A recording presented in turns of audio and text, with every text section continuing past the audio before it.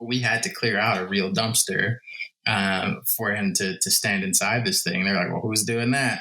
I guess who? It's going to be the guy that was late. So you throw him in the dumpster. And so there I am standing in this dumpster. And for me, my why was so strong. I so desperately wanted to be there. Like the reason for me being on that set was still so incredibly real for me and tangible for me that I did it with a smile on my face. Hey, it's Nate DiSarro, and welcome to Titans of Industry, the podcast where I talk to industry leaders and innovators who are at the top of their game and leading the pack in their fields, uncovering some of the best stories in today's business landscape. In today's episode, I sit down with Dwayne Logan, freelance filmmaker and director based in Nashville who has a passion for sharing the human experience through film. Dwayne, a Chicago native, talks about how his journey to becoming a film director had an unconventional path as he intended to get to Los Angeles, but had a detour through Nashville and never left. He recounts the events and experiences that drove him to create his first short film, Black Thoughts, and how he values each and every person that plays a part in his creative endeavors.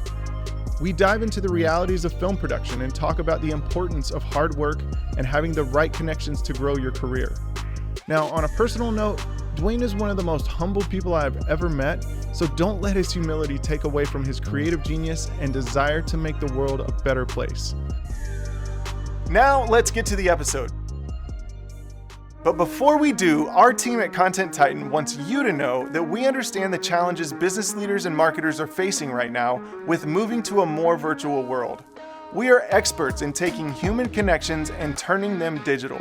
From virtual events and video presentations to promotional content and advertising, we are here to help guide you through the process of staying in front of your audience and making your life a little bit easier. People tell us all the time that they are lost and don't know what to say or do, and we exist to help your business continue to move forward virtually. So if you're ready to take your business and content strategy virtual, we're ready to help. Let's get your business back to business. Now, here's my conversation with Dwayne Logan. Dwayne, thanks for jumping on the podcast with us. Really appreciate it. Looking forward to this time. I have heard some amazing things about you. We've had a little bit of a pre-conversation, so excited to jump in and go a little deeper here. But I want to start just a little quick overview. Tell me how you ended up sitting in the chair you're in right now in Mount Juliet, Tennessee. Oh, man. Nate, thanks so much for having me. Excited to be here. Certainly an honor. I'm a freelance filmmaker, director / AD.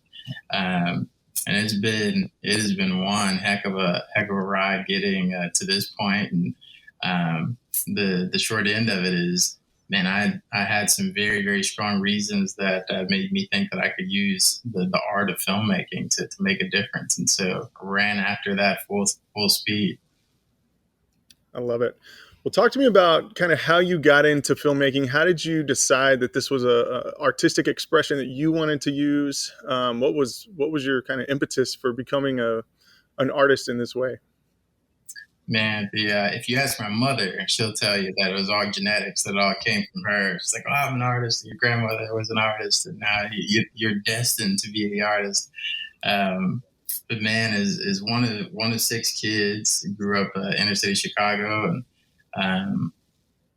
out of the 6, I think I kind of became the shoulder to cry on a bit sometimes within the house, and then it turned into a similar thing outside of the house with friends. And as I got older and going into school, I became just kind of the listening ear, and eventually jumped over I was snatched up by this really incredible teacher in high school that saw me and said, you need to be on the gymnastics team.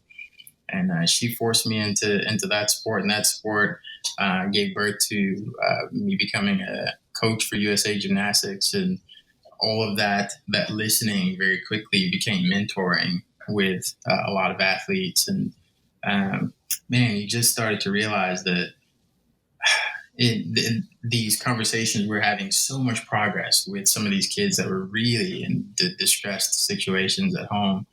And you wondered, how could I do this on a bigger scale? Like, how could we have these meaningful conversations with more people at once? and you realize that, man, kids aren't listening to parents so much as they are their favorite musician. They're not listening to teachers as much as they follow their favorite actor or actress. And this was prior to Instagram and Snapchat and TikTok and Twitter. And certainly more so the case now. But I looked at that and kind of had this really, really strong feeling that, okay, that's if really at the heart of coaching for me, it's about seeing these kids succeed. Maybe the goal in life is to just see these kids and see people succeed and to make a difference with that. And so my wife and I sold everything we owned, thought we were headed to LA, and somehow landed in Nashville. There's a story there, but man, it was certainly not an expected detour.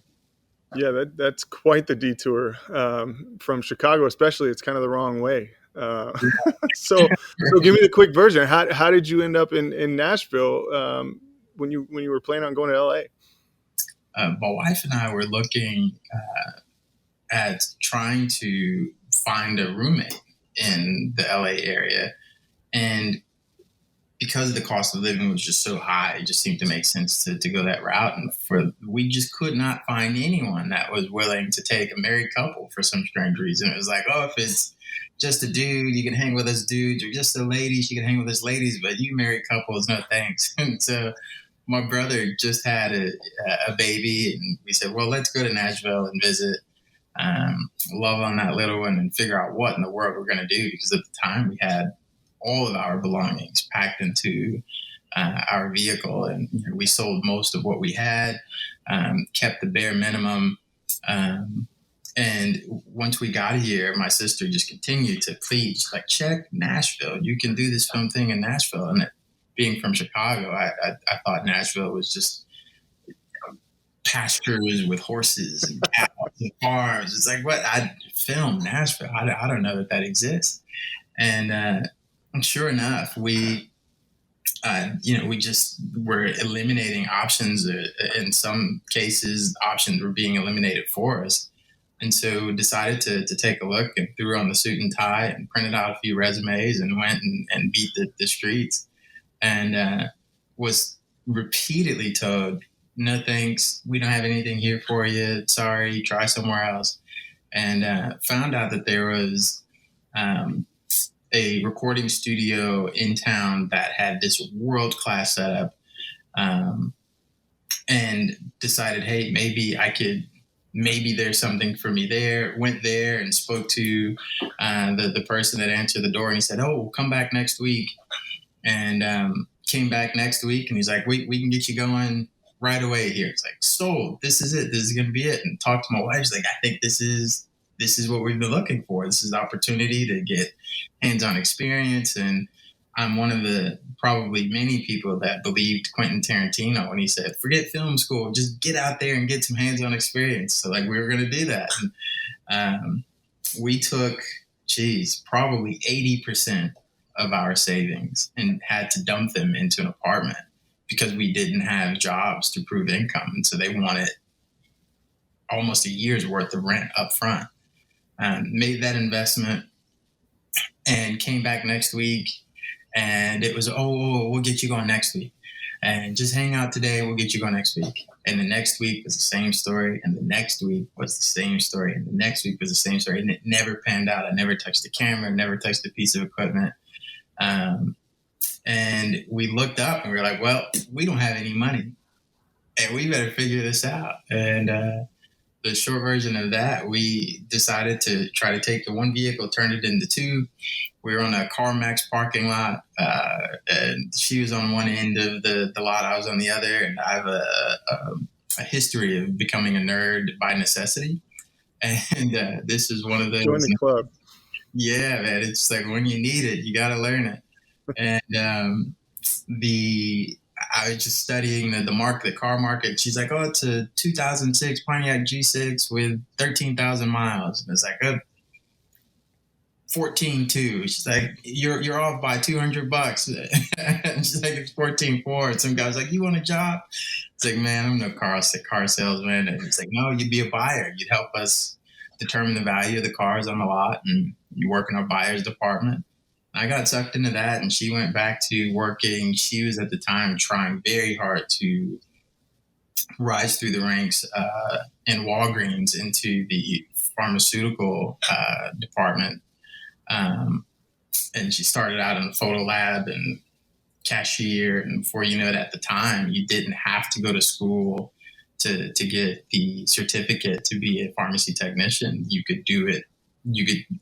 Walgreens would pay for the training. So she jumped back into that and was working really hard. And I figured I'd make my contribution by joining the ranks at CarMax at the time.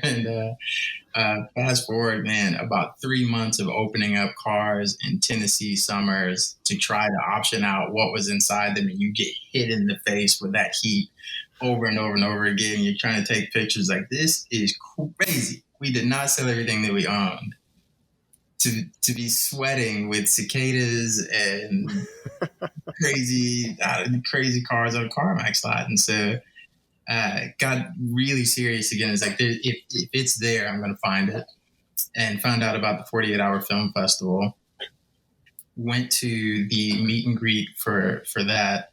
And at the time, I put myself through an online version of film school. It was every bit of information that I could find. It was just consuming it. I had stacks of note cards all over the place and printouts of books that were made free online. I was just consuming information as fast as I could.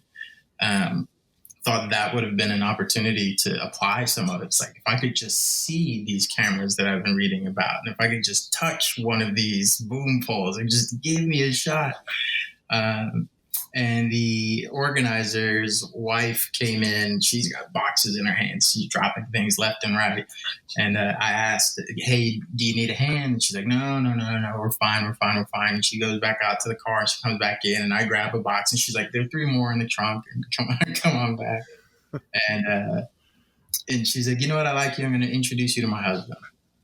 Her husband was a gaffer in town, Jeff Gordon, who was just so incredibly gracious and allowed a conversation. And I probably hit him with that sort of a feeling that a dad gets when he comes home after his kids have had a really exciting day. He's like, and then there was this, and then there's, and what about this, and what about that, and what about? He's like, you know what? You should meet Greg Page, the owner of this studio. And so he introduced me to Greg Page. Greg Page said, I don't have anything that I can offer you opportunity-wise, but you should know Janet Ivey. And so he bounced me over to Janet Ivey via email, and she needed some props built. She was taking Janet's Planet, her TV show, on the road as a live production. It's like, I need some props built, and really have heard great things and love this email that you sent me. Can you help out with that? I said, man, my father-in-law just gave me a toolbox. I'm not sure what's in it, but I'll be bringing it and we'll figure it out. And we spent, I can't even count how many hours of volunteering to build props and get her set up and running. And one day she said, you've done such a good job. You should show up to the live taping of some of the content that we're going to have on one of the screens. And it was just like, this is it. I finally get to see what a film set will look like. And on the day, all of the crew members were setting up and things were going smoothly. And all of a sudden they were like, oh boy, our prompter guy, the person who's going to run the prompter isn't here. And what are we going to do? And I raised the hand and said, hey, I can give it a shot. And it's like, no, you don't understand. Like, this is a thing. You got it. What are you doing? It's like, well, if it comes to it, I'll happily jump in and figure it out. And I forget who this young lady was, but she was like, let's just put him in front of this laptop and, we've got to go. We've got to shoot. And we start filming, and before you know it, one of the lead actors stopped and he's like, I just want to say, this is one of the smoothest teleprompter experiences I've ever had. It's like, yes. And so we continue on, and then a bit later in the day, there's a moment where one of the guys wanted to tell a joke in sign language or something like that, and it just so happened to be within a very limited range of sign language that I knew, and helped him out with that. And he's like, make sure this guy's on the next one. We like him. And so at the end of the day, 2 ACs came over and they said, hey, like, I like what I saw today. I'm going to bounce your name over to this person and bounce yours to this one. And one of the names was of Karen Martin at the time, and she was a producer in town. And the word was, you'll get one shot, and if you do well, you're gonna be all right. But if you don't do well, I hate to tell you, but you're probably not working this town again. It's like, oh boy. And sure enough, about a week later, I got the call, and it was from Karen Martin, and it was to come out to a set. And I asked Jeff, I said, what can I do? How can I be ready? And he gave me some good tips. And one of them was to learn the names of all of the people above the line and what they do and what they've done. And then also understand what the DP, what his record looks like. And so did that and stayed up all night doing that, and was late for my first shoot on set. Oh man, it was the worst case scenario. It's like the number one rule is don't be late. Like, start time is work time. There I was late, and I got there on the day, and I was given a very hard time by some of the folks that were on that set. And I was like, hey, like, why don't we have the guy that showed up late do that lockup? And why don't we have the guy that showed up late to do this? And, man, I thought it was over as soon as it began. But fast forward, there's this opportunity to, they wanted to, part of the show, the narrative was to figure out and crack these recipes of like these really famous recipes in the world. And this one was for Cinnabon. And so the idea was the show host would be dumpster diving to try to find these secrets. But we had to clear out a real dumpster for him to stand inside this thing. And they're like, well, who's doing that? I guess who? It's going to be the guy that was late. So they throw him in the dumpster. And so there I am standing in this dumpster. And for me, my why was so strong. I so desperately wanted to be there. Like the reason for me being on that set was still so incredibly real for me and tangible for me that I did it with a smile on my face. And Jeff snapped a photo of me standing in this dumpster and said, "Hooray for Hollywood," on the bottom of it. And man, from that day forward, one of the gaffers came over to me, and she was so gracious and lovely, and said, "Hey, I love what I saw today. I've listened to everything on this set today, and I've listened to some people try to kind of give you a bit of a tough time. And I've never met you, but I guarantee you, I'm going to see a lot more of you because I'm going to tell everybody that I know that you need to be on set." And it's been that kind of experience in this town since the day that I got here. Honestly, there have been certainly a group of people that have tried very hard to make it difficult for me, but most memorable has been the group of people that went out of their way to make sure that man, I got every single opportunity that they could give me. And I blinked, and I was probably PAing on set. On nothing but music videos and commercials, so no long form content. I was PAing on set probably about 6 days a week for about 2.5 years straight. That's incredible. I mean, that kind of workload is really shows a testament to just who you are and kind of the amount of work you were doing. Nobody gets to do that on a freelance basis. It really is like at least for me, it felt miraculous to do that. I mean, normally if you're on maybe a feature film or something like that, you might log those kinds of days, but right. Short form to short form, it was crazy. And the experience that I gained from that, especially with each project being so short, so many different directors, so many different producers, so many different ADs, the ability to really look around and learn was incredible, especially since so many of those projects were happening with crews that were brought in from out of town. So you got to experience New York without having to be in New York. And you got to experience LA production without being in LA. And it was a fun ride.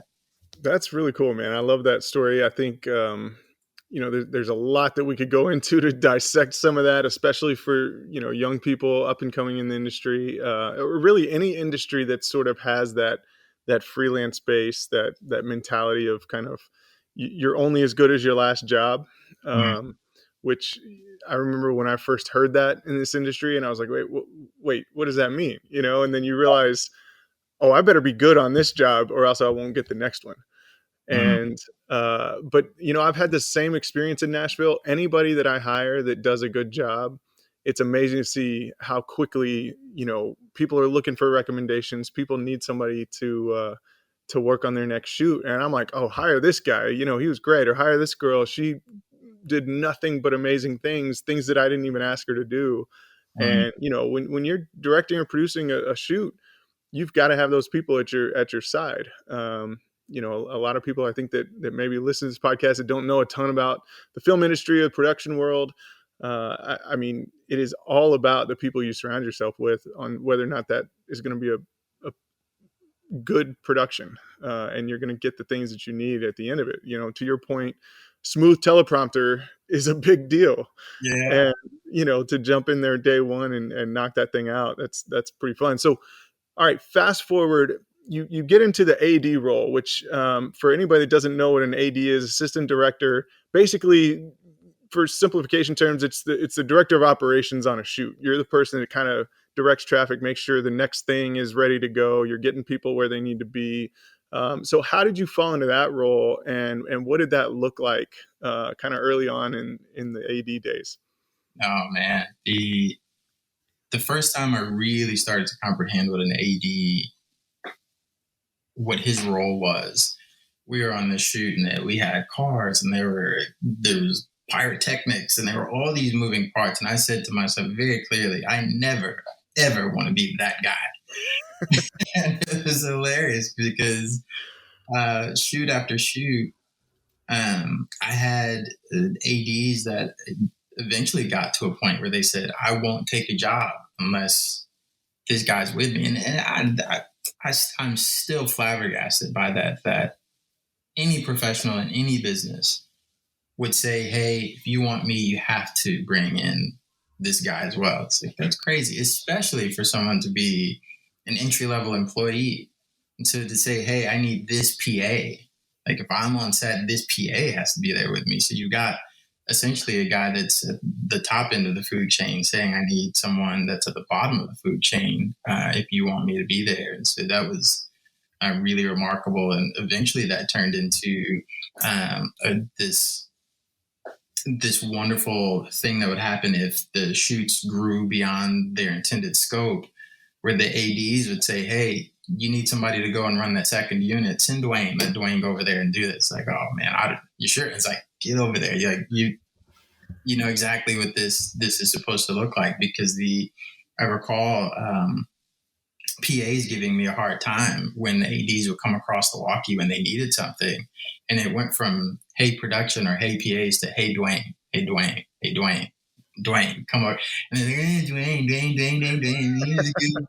It's like, and I'm just trying to put my head down and work hard. That's all I care about. And remember being teased about having just this massive, it's like a tool belt turned into a fanny pack with his big binder and folder on it and all these things hanging off of it, because I just thought I should be ready for just about anything. And it was after lunch when the director's like, God, like my breath smells terrible from those onions, there's gum in this fanny pack. And it's like, freaking A, like, all right, kid. And when they say, hey, you're going to go on a run and we need this ASAP and it's got to be just so, well, there's a notepad in there just to make sure that it's written down to the T. And those the ADs forced me into ADing. And I think I'm really grateful that it happened that way, because it happened with such an enormous amount of respect for the role. And I certainly didn't take any of it for granted. But man, I blinked and it went from working as the volunteer AD on some of those second units to being the second AD without the title, without the pay. And then I get the title, but not the pay. And then you got the pay and the title. But by that time, I'd already been working as second AD without the title, without the pay. And then before you know it, man, I turned around and I said, oh my gosh, like this AD is asking me to do union shoots. And I've got to turn in this book to the unions in order to be able to do these union shoots. And I've got enough days to do it. So you turn in that book. And then I'm working as a union second AD, but then I'm also starting to first AD things by recommendation of other ADs that were like, hey, I can't take this job. Give Dwayne Logan a call. And so it really was this wonderful thing that happened where very, without reaching for this position or that title and trying to kind of battle my way to it, there's this kind of a passing of a torch that happened, and still so grateful that it happened that way, especially in a small town, in a small community where there certainly could have been a lot of ruffled feathers. I love that. Well, so man, again, I could talk about forever because what you're saying makes me think of all the people on set that I've had that I'm just like, you're ready, go run that unit or go do this or go do that. And I think the mentality that goes into what it takes to make that climb and so quickly and be trusted by so many people. And this goes really for any industry, right? I mean, in our world, it's the world of film and production, but in any industry, if you've got somebody that you can trust, regardless of their skill and experience level, you just know they're going to figure out how to get the job done. And they're going to hustle and they're not going to sit back and, they may have imperfections. They may show up late on the first day, but they quickly make up for it, but all that experience that you gained so quickly, and just from being a part of so many projects ultimately led you to kind of where you're at now, what you're doing now. And essentially you're a director, but you're so much more than that. You're doing so many cool things. I want to save us time to get into some of that, but why don't you talk to me about this short film that you concepted, created, put out in the world, and where it's at and what it's doing? Yeah, man, you're so right, because there's just so many things there, like in the AD world, that would be so fascinating to kind of dive into. But the death of Ahmaud Arbery hit me like a ton of bricks.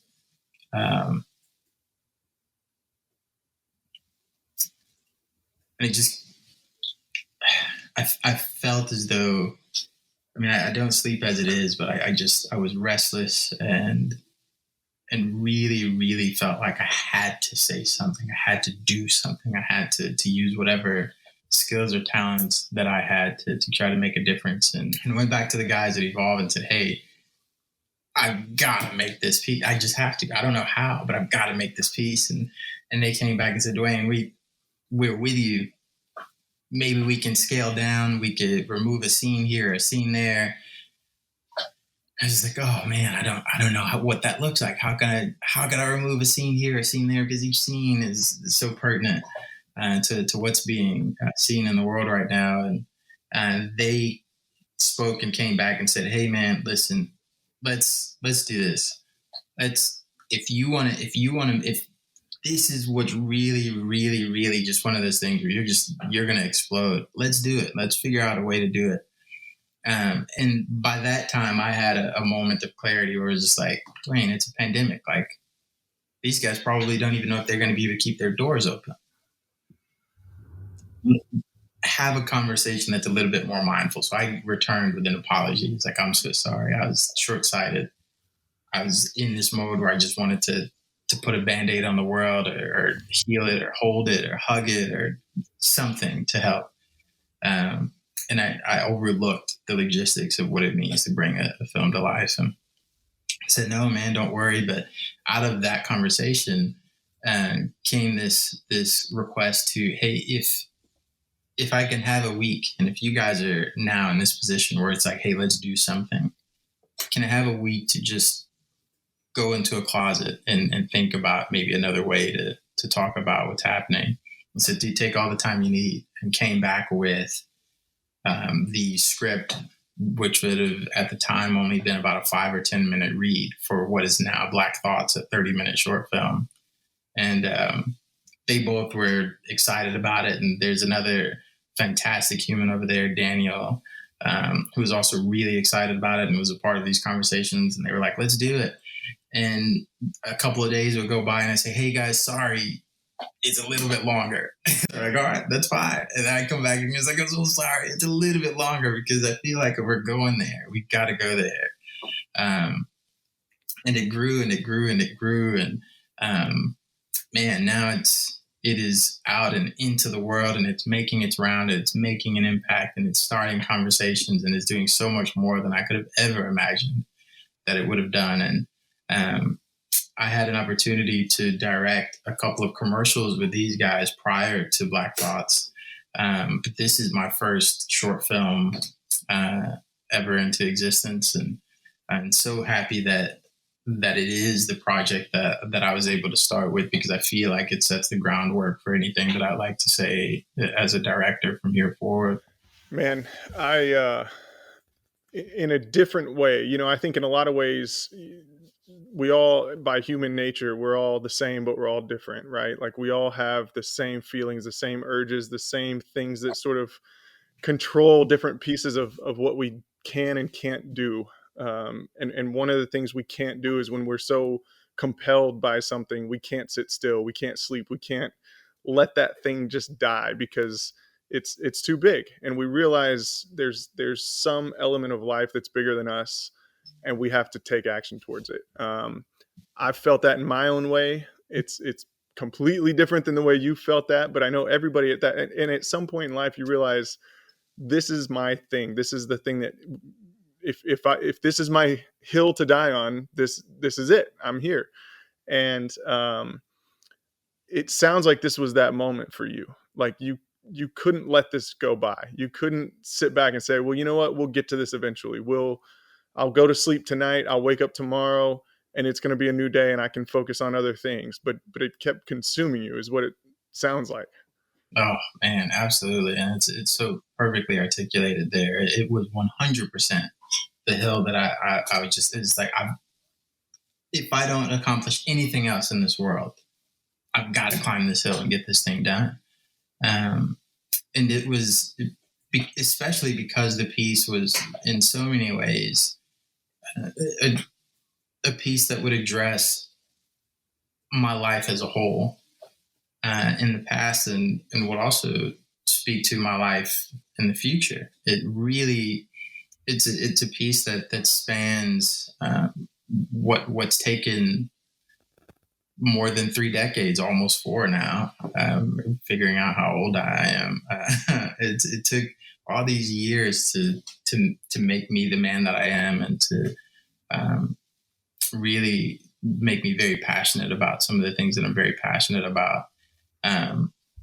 And had we made this piece a year prior, I think I would have still, I felt very, very passionate about getting it into the world.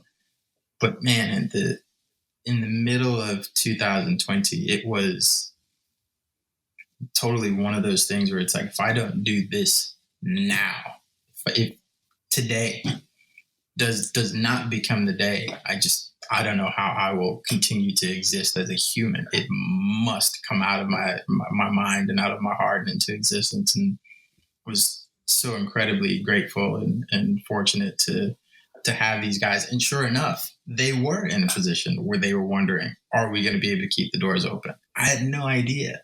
And for them to, I think it turned into one of those moments of a combining of hearts. And I love Joel's way of saying it. He said, Dwayne, you know what we need to do on this one is we just need to be gasoline, man. Like, cause you're just like this burning fire, and we're just going to keep throwing gas on it however we can. And if that's like, if we've got cameras we can throw at it, then we'll throw the cameras at it. We can throw a crew at it, we'll throw the crew at it. But we just need to continue to pour gas on this fire, man. Cause you're there, and we need to feed it. And so I'm really, really fortunate. So you mentioned earlier, the elements of social justice that were important, and we've teased this idea of this short film, Black Thoughts. Give me the synopsis. What are we talking about here? And of course, we want to encourage people to be able to take a look at it. But why was there motivation to write this and get this out to the world? And essentially, what is it? What are we talking about? Gotcha. So Black Thoughts is a short film that, as I looked around the United States, what was happening and listening to conversations that people were having concerning like the topics of racism and social justice and police reform, and geez, you get into so many of these other buzz terms like white privilege and things like that. And it's like, man, so many of these conversations are non-productive. They're unproductive because people get hung up on terms, or because the context isn't there to really have some of these conversations that are very important. On one hand, you see the killing of an unarmed man in the street, and something that should be very easy to converse about on just a human level becomes incredibly complicated because politics jump in and personal histories jump in. And well, grandpa taught me this, and so this is what I believe, and this is how I feel. Or my brother is an officer, and this is how I feel. Or I'm just a black man, and I want to support another black man, and this is how I feel. And it was like, there's so much distinction, and there's so much separation, and there's so many roadblocks to productive conversation that could actually bring us together and help solve some of these problems. And seeing that from my perspective, that I had been given I think is a unique opportunity to hear a lot of different sides of those conversations. My wife is from Wapakoneta, Ohio, a very small town, very conservative town, very red town. My family being from Chicago, also conservative people, but more blue leaning in a lot of ways, just because that's what you're supposed to do, because you got brown skin, so you vote blue. And then being a coach in the world of gymnastics, also then seeing a different side of conversations, because now it's not so much about red or blue, it's about wealthy versus poor. You hear some of the conversations that just very wealthy people are having.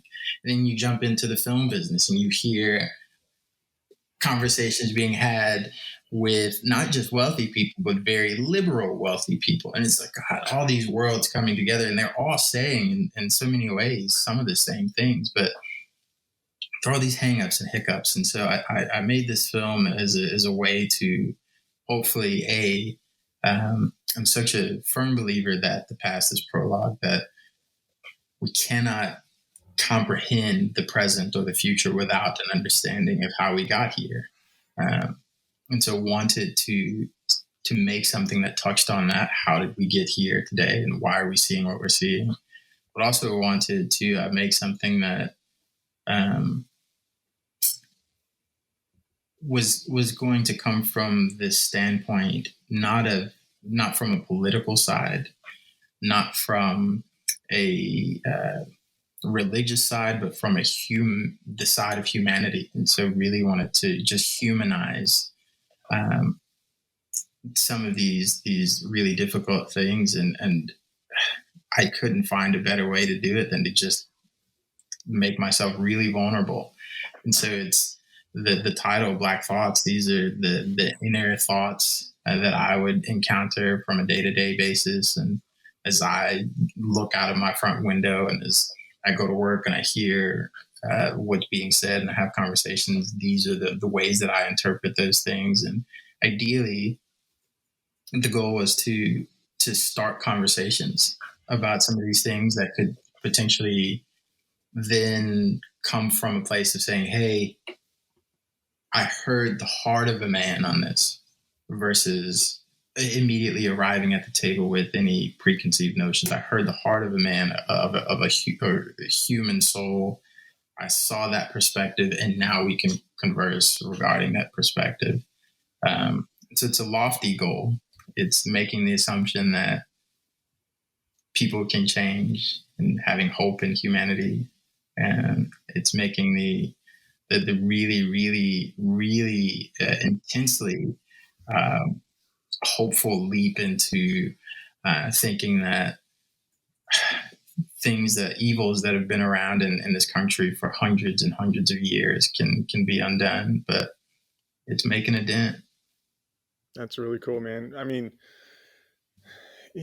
you're right. There's so much that that we want to accomplish through the work we put out, and change and creating hope. Those are big, huge, lofty goals. And I think one of the hardest things to comprehend with that is that we can create something, and ultimately it can be an agent for change, but people on the other end have to be recipient in a way that they're willing to change. You know, because I mean, you give somebody a paintbrush and say, change this canvas, they have to be willing to do it. They have to be willing to dip the paint on the brush and paint a new picture.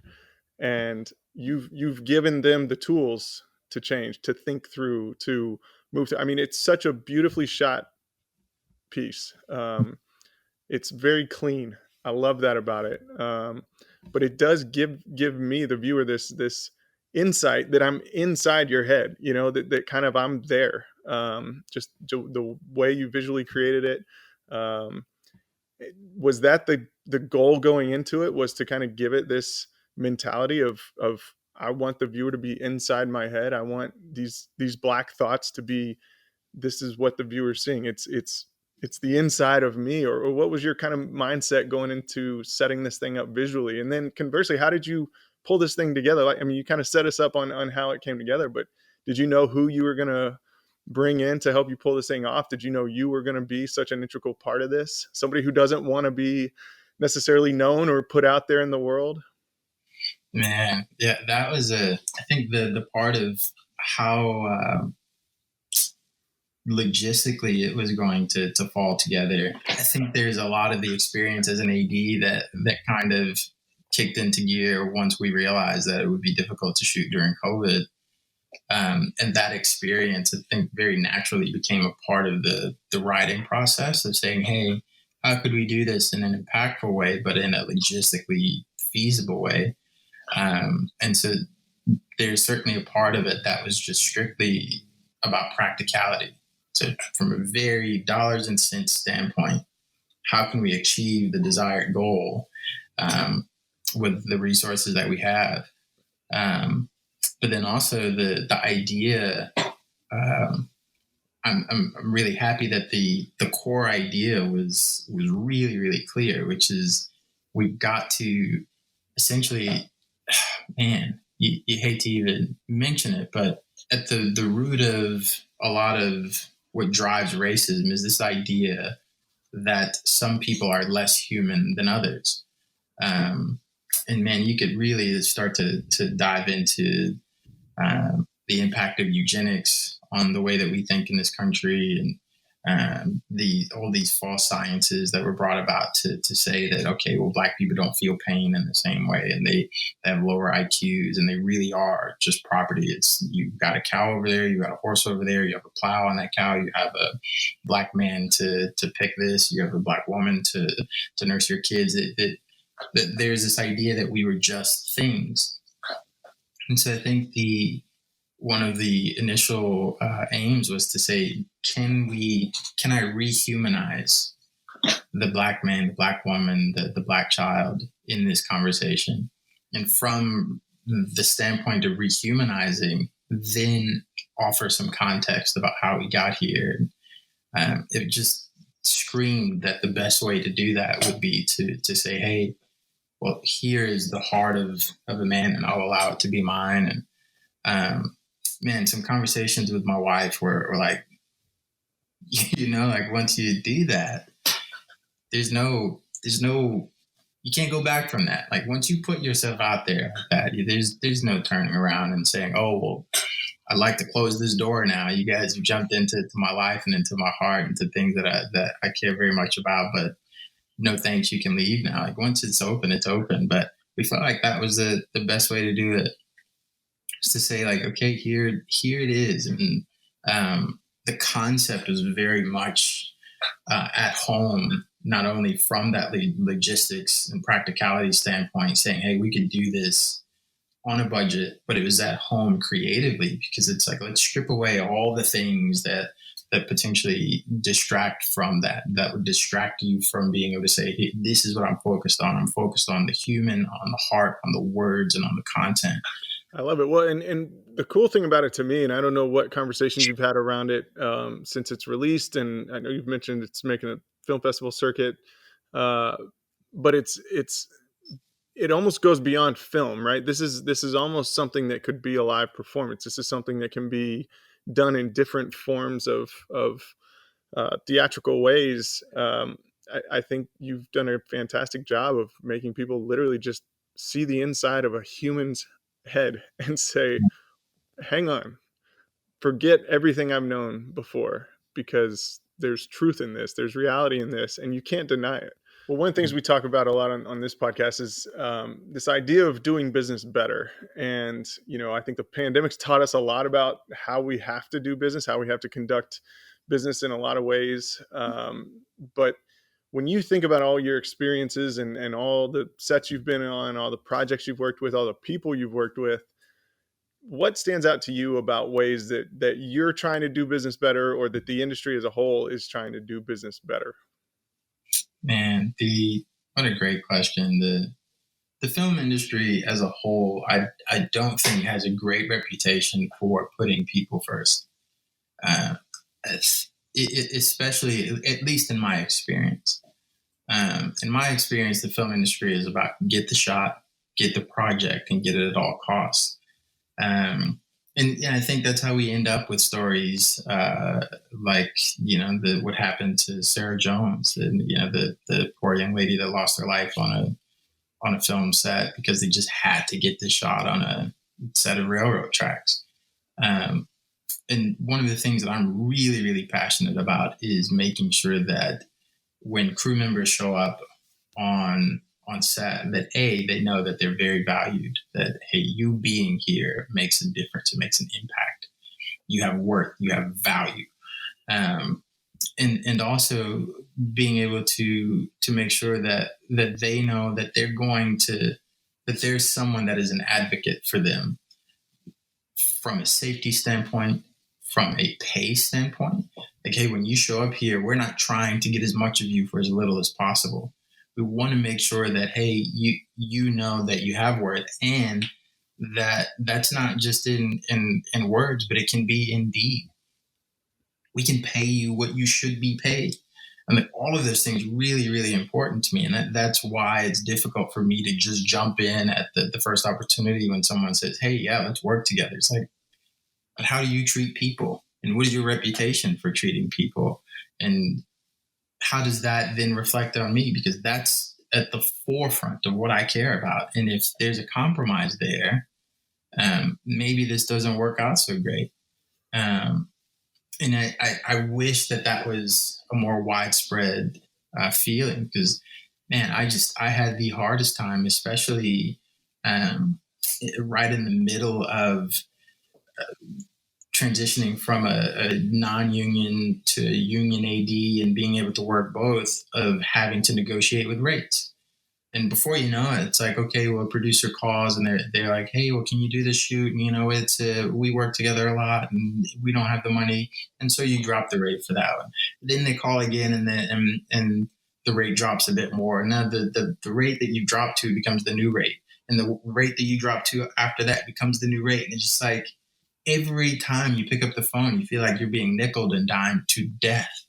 And you feel like you have to fight to convey to the people that are calling you, I have value. I can bring value to the set. You called me for a reason. Let's have that value reflected in all ways possible. And so I really, really desperately want to make sure that that's something that I become known for in this business. And starting out, it's very hard to do that because there's some of these projects like Black Thoughts.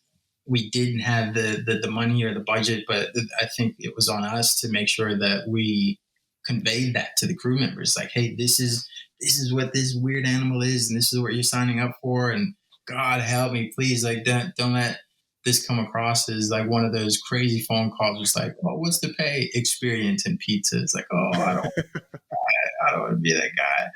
But you try to communicate in a way to where people know, like, hey, this is certainly not going to be the norm for experiences working with Dwayne Logan.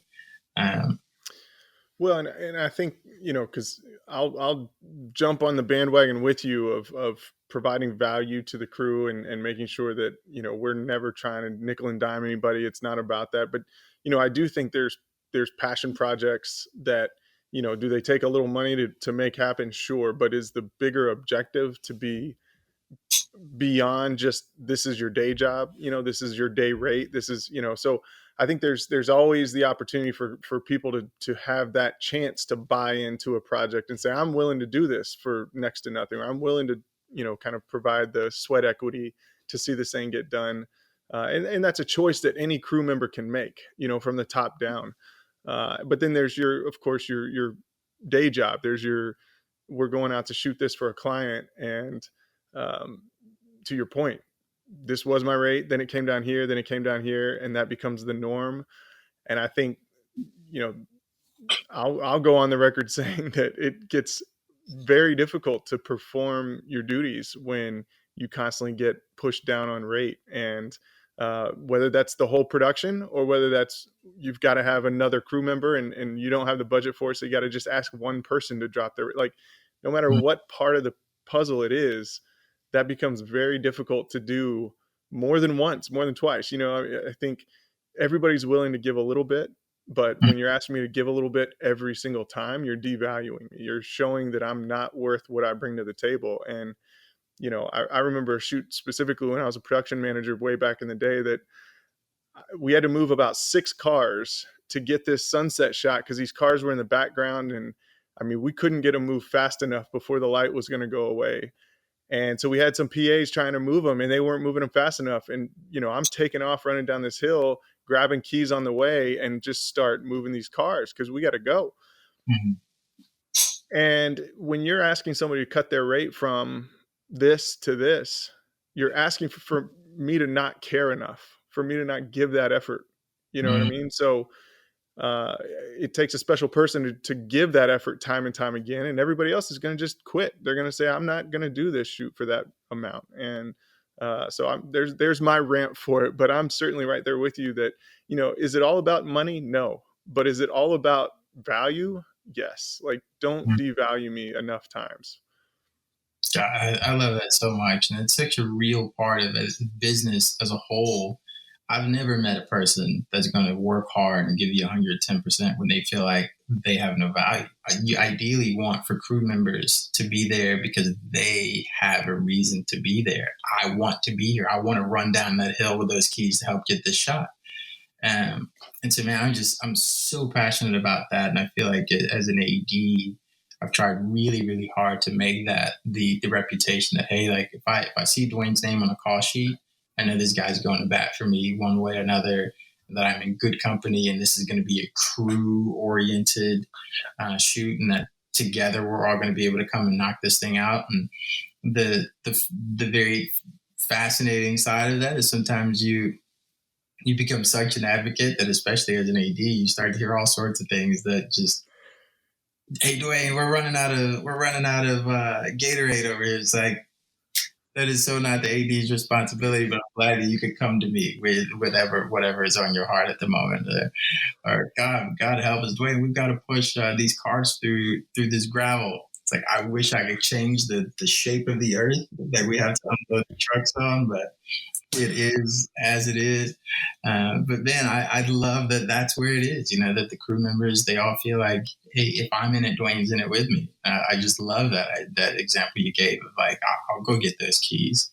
And that's doing good business. That's doing the kind of business that I want to be a part of. And I want people to be excited when they see the phone ring and then it's got anything to do with my name on it. And it's really hard to work backwards from having the opposite of that reputation. Because, I mean, it's possible, but man, good luck. Once you are known for that person that's going to beat the crew into the ground, that's going to take more than you give. And I mean, you know it just as well as I do. There are names that go along with that are synonymous with that. And I don't ever want it to be the thing where it's like, oh, you're about to pull a Logan. It's like, oh, yeah, I want to be that guy. It's true. Well, and my mentality is I'm never going to ask anybody to do anything that I'm not willing to do myself. I think, is there a time and place for me to do those things versus the person we've hired on the shoot to do those things? Yeah, of course. Because, at some point I can't be the one carrying all the sandbags because there's other things that have to be done that only I know how to do. And it's no disrespect to the person that has to carry the sandbags, but that's your job. That's what you got to do. But I'm willing to do it with you if it boils down to it, and I think having that mentality, really, regardless of the business you're in, regardless of where you're at in life. But it's really that mindset of running as fast as you can, look to your right and left, who's running with you. Those are the people we want on the team. Those are the people we want to try and keep up with because we know that they're running hard. They're not just freeloading. They're not just feeling like they got to the top. Now they can coast. Yeah, it's so good. And when you were just saying that, it made me think about something else like that I'm really happy for was the experience of having worked in each department before becoming an AD and then before becoming a director. And so you've seen it 1,001 times, some crazy person with a bullhorn jumps out on set and is like, I need this and I need it now. It's like, but if you know what you're asking for, it's not coming anytime soon because it's going to take them some time to do that. And I'm so grateful for the opportunity to have learned, okay, when someone's having a fit and they're saying, hey, I need our department and it seems so trivial. I just need them to put together that little shelf and get that in here because we didn't like this when we want to swap it out. And our department says, okay, it's in a box and you say you didn't want it, but now you want it. We're going to tell her to turn around and bring it back and we're going to build it. Like having been there, you're tinkering with those goofy little hex wrenches and it's like, they're going to go as fast as they can. It's going to be a second. Or like when they say, hey, we just need, I love the word just when it gets thrown around on set. It's just a shiny board. We just need a shiny board over there. Just get a shiny board over there. And what that thing weighs and what it feels like when it's on your shoulder. And when that combo stand is connected to it, what it's like to carry that thing. And then you look at the grass that guy's going to trek through to get it down to that. It's like knowing and understanding what the crew members are actually feeling and having some experience in those departments. And I mean, you can never know it all, but at least having enough to empathize with each of those departments, I think is what should be mandatory for any leader of any company, of know what you're asking for. And then when you ask for it, your appreciation for when you get it is going to be so much more. But B, like the ability to have informed conversations and better expectations when you're asking for things. It all gets ironed out so much better. And it really just should be this mandatory thing for any leader to have some level of understanding of who he's leading and what he's asking them to do. I love it. And two, I think the fact that you're never too old to learn something new, to jump in on something that you haven't experienced.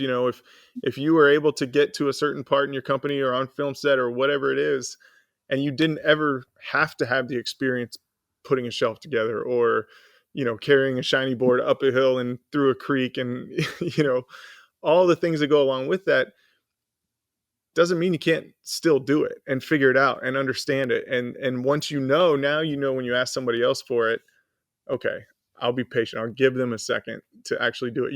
If you're in accounting, you've made your way up into management, but never had to put a spreadsheet together. Well, maybe put a spreadsheet together. So when you ask that junior level accountant to give you these reports, you know what they're asking for. I love that so much. Like, be a leader that listens. And be a leader that people feel confident communicating to. Because if you're this big, intimidating, fire-breathing dragon that's like, give me the spreadsheet, then, they're not going to really give you the reality of what it takes. The intimidation factor is there, and now the conversation can't be had. And there's so much to be said about being able to gain that experience through conversation with the people that you lead. I see so many correlations to coaching. Boils down to trust. I mean, ultimately, if you just earn the trust, and that's the key word, is earn the trust of the Mm, people that are working for you, then it shouldn't be an issue, then it shouldn't be a matter of being manipulated or not knowing how to do something and worrying if you're overpaying for it. Just be a human mm. interacting with other humans, create trust, and it's all going to work out. I want to jump into this real quick. When we talk about how we got somewhere, how we get to a place in life, um, most people, now there are exceptions to the rule, but most people don't get there just through their own determination and grit. That's always a key element, but 90% of the time there's somebody else that they looked up to that they could lean on. And I refer to those people in our lives as titans, right? So who are some of the titans in your life that kind of gave you that inspiration, gave you those moments of, I either want to be like that or they helped guide me to this place? Do you have anybody like that in your life? Oh man, so many. And I love how you worded that as well, because there's um that I refer to it as this bootstraps uh, connotation, or this bootstraps idea that's like, if humans just pull themselves up by the bootstraps, and then hard work pays off and you'll get out there and get it. It's like, man, I love how Dr. King said it's cruel to tell a man to pull himself up by his boots when he doesn't have any. And there are some people that don't, and really do just need someone to believe in them and to see that they are willing to do the work, but they just need some assistance. And I firmly believe that really is how it all works. That at the end of the day, it takes a community one way or another. And there's someone that's got to pause what they're doing and look outside of their bubble and see someone else and say, hey, I'm going to get involved in that. Even if sometimes it's for less than pious reasons, but there's just this handshake that happens from human to human that really gets it going. And I've had so many wonderful people like that in my life. The first one that comes to mind is the wonderful teacher, Miss Stelzer, in high school, that pushed me into gymnastics. And I think there's so much of my life that's I've been positively impacted by becoming a coach. And it was just one of the best things that ever happened to me. I went on and was given the opportunity to lead the PE unit of gymnastics for school credit. And that introduced me to the men's gymnastics team coach, who then pulled me in and had me teach summer camps with him. That introduced me to John and Judy Redmond, who are the next titans that I think of in my life. They were private owners of a USA Gymnastics club in town, and they heard about me and said, "Hey, you're coming along whether you like it or not. We're gonna make a decent coach out of you." So John and Judy Redmond for certain. The more and more I think about it, teachers and educators have been on both ends of the spectrum for me. They've been titans for me, and they've created some of the most memorable pains for me, and they've been on both ends of that. And the ones that have made the positive impact, I cannot stress enough. Like I hope that every teacher on the planet understands the potential that they have to change a life for the better or for the worse. And for the ones that changed mine for the better, I'm so grateful. God, I'm so grateful for the teacher that looked at some poetry that I wrote and said, "This is really good." And when I brushed it off, said, "No, listen, there's something here you can write." And here I am now writing films. And I think about one of the pieces of feedback that I just received from a film festival, as they go down this critique list and they say, "Well, cinematography, 0 to 10, like where do we put it?" And writing, 0 to 10, where do we put it? And over and over and over again, the numbers for the writing were 10, 9, 10. I was like, oh my God, it's so incredibly humbling to see that. And I think back to the teacher that told me that there was something there. And so, man, just on that alone, I think about, the more I think of it, the more titans that pop up, and the more you just want to be able to, as they say, give people their flowers when they can still smell them. It makes me want to just kind of run outside and find them all and kiss them and hug them and say, thank you, thank you. God, thank you. I love it, man. Well, I think you're exactly right. I think sometimes teachers themselves forget, but I think a lot of people just forget the impact, both positive and negative, that teachers can have on our lives. And the reality is, we're all teachers at times. I think there's formal paid teachers in certain environments, but like we've been talking about on film sets and different types of workplace environments, um, somebody's always watching. Somebody's always there needing encouragement, leadership, teaching, and we've got the impact or the opportunity to create the impact on that person in very much the same way that a teacher does or a coach does with a young person in a school. So that's really cool that you've had those people. I want to move into a few kind of quick hit questions. These are always kind of fun, just rattling off the first thing that comes to mind.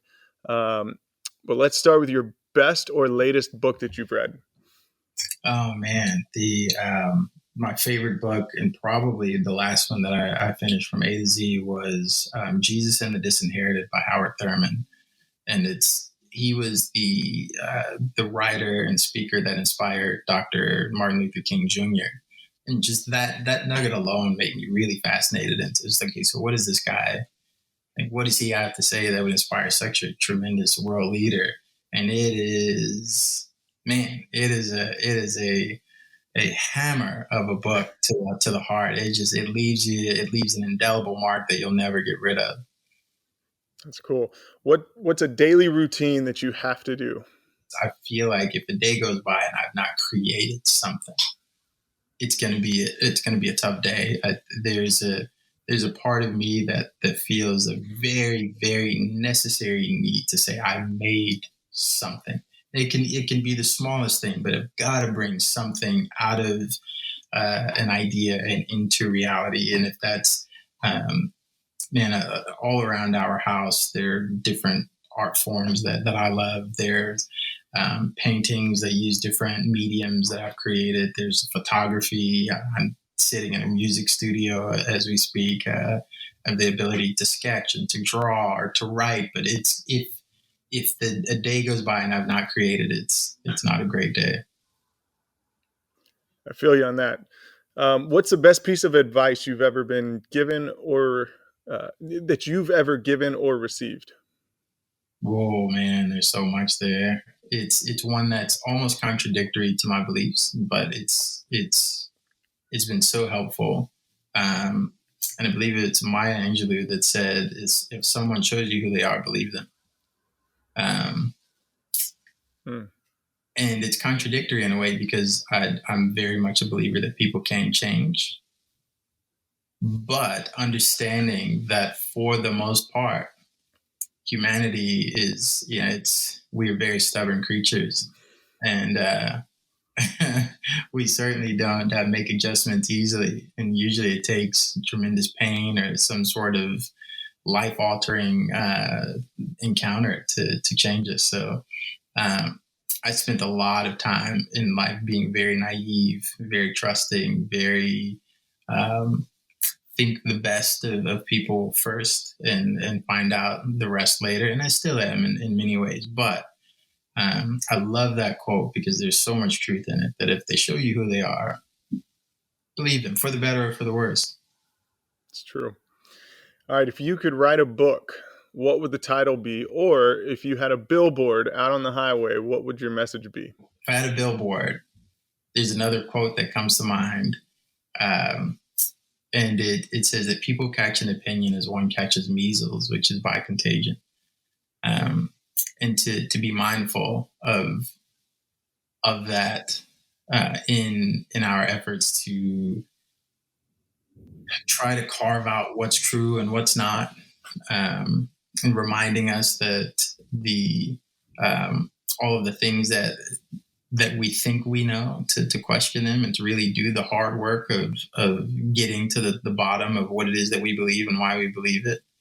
And to never stop that self-examination of how we came to some of the conclusions that we've come to. And that would probably be the billboard, and just a nice reminder there that just so we know that we stay aware that people catching an opinion usually based on the environment around them. I love it. So true. I like this one. What's the best thing you've bought in the last year for $100 or less?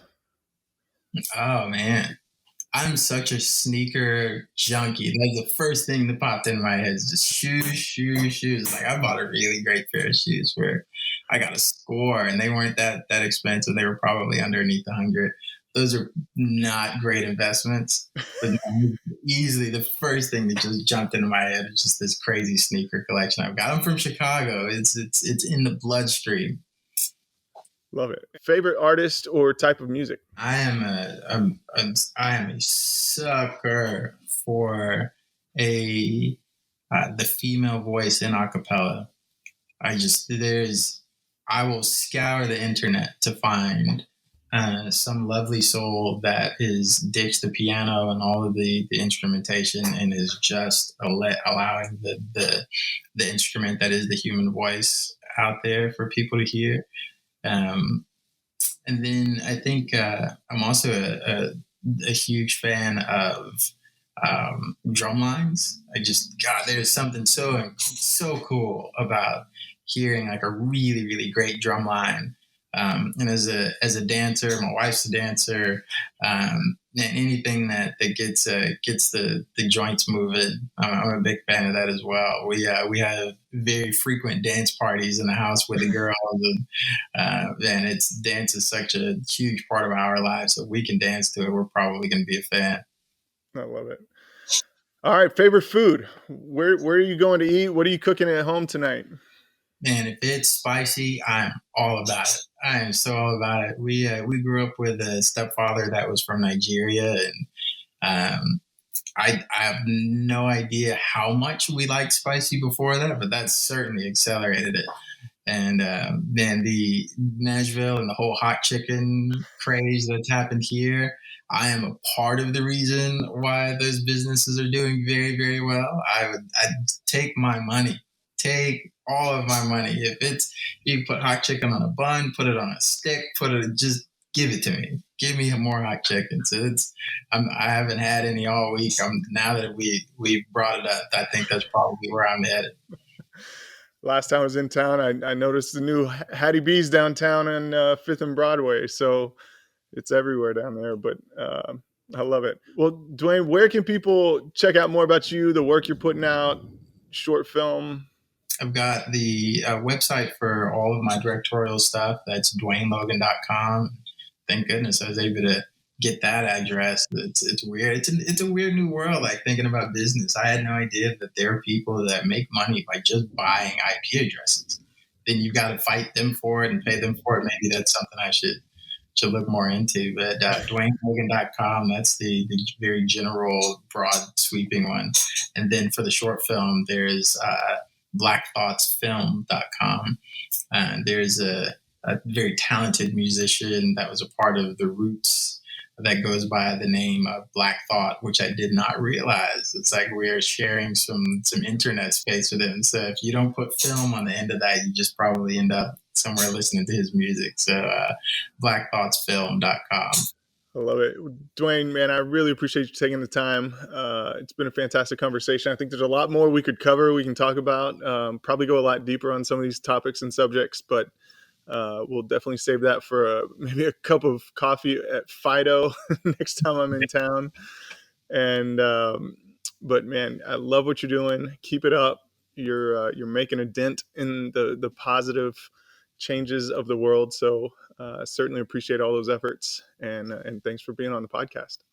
Man, thank you so much for having me. We'll be looking forward to the Fido.